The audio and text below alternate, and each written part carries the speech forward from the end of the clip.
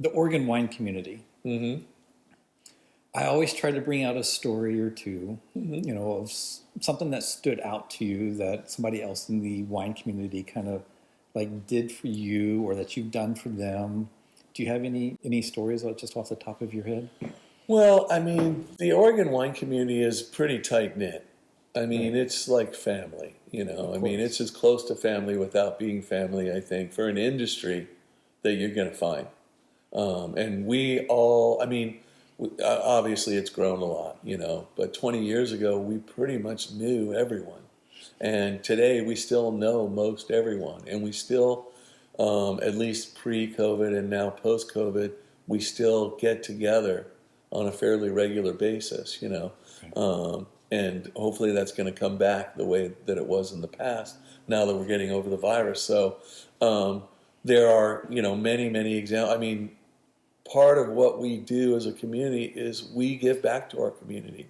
Mm-hmm. I mean, there's just so many examples of that, you know, Right. to the laborers, you know, to the farm workers, you know, with Ahi Avoy and you know the different programs that have been going on forever, you know, where we're providing health care and housing, Right. you know, which is a benefit to us too, to take care of the workers, obviously, but it's also a benefit to them. And then, you know, sponsoring OMSI and Portland Opera and Oregon Ballet and the cultural aspects to me is, you know, a way, it's one of my buttons that, you know, I like to push, you know, and it's a Right. way to really give back to the community as a whole. But then all the little things, all the school wine auctions and community centers, and I mean, it literally goes on year round, you know, where we're constantly giving back to each other. And then as far as each other, I mean, on Ribbon Ridge, we're all neighbors. We all pull together, and we would give each other the shirt off our back during the growing season. And I've had times when my sprayer has broke down, and it's going to rain the following day, and I'm only halfway done with my spray, and I really have to finish it that day. And I've called my neighbor, and no matter what he's doing, he drops everything. He brings his sprayer over, and I get to finish my job. Or at harvest, someone calls me, and they need, you know, they need some more picking bins, or they need a tank, you know, because that's always an issue is capacity in a winery, you know, Right. and that always is. It's like, yeah, I'll be there, you know, in 30 minutes or whatever, you know. It's always an instant yes. And that is really special. And then once the wine gets bottled, it's every man for himself. You know? But up to that Right. point, Right. you know, we have each other's back, Yeah. and we get a good intrinsic, you know, benefit from helping our neighbors. You know, it feels good to reach out to the community and to help people. You know, I mean, it's one of the best feelings that you can get in life, I think. It is. You know, so we all benefit from it. You know, we all realize that. Yeah, and maybe it's part of maybe this kind of the spirit of Oregon as well. I remember you telling me a story.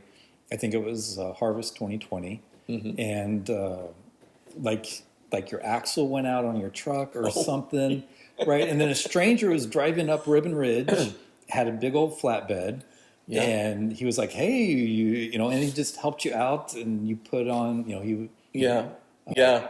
It literally was one of my neighbors that I had not met. Well, it was an employee of one of my neighbors Right. who I'd met the neighbor, but I had not met the employee.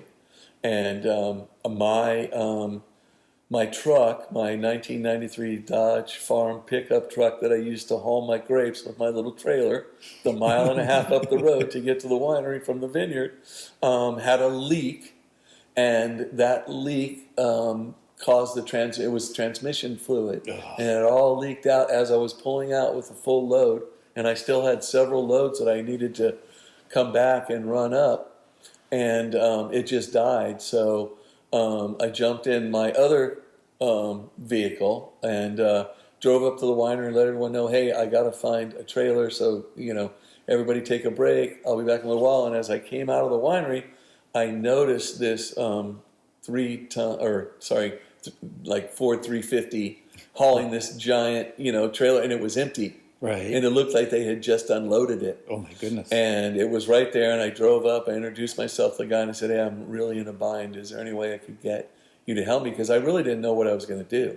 And so he immediately said, well, let me call my employer, make sure it's okay. He did. And she knew me, and I knew that she would say it's fine. She said, yes, Right. absolutely, go ahead. I said, just send me the bill at the end, And so we were able to get everything in one load, because this was a massive trailer, instead of me going back in 3 loads. So we actually ended up getting the fruit to the winery quicker than I would have been able to do had my truck not died.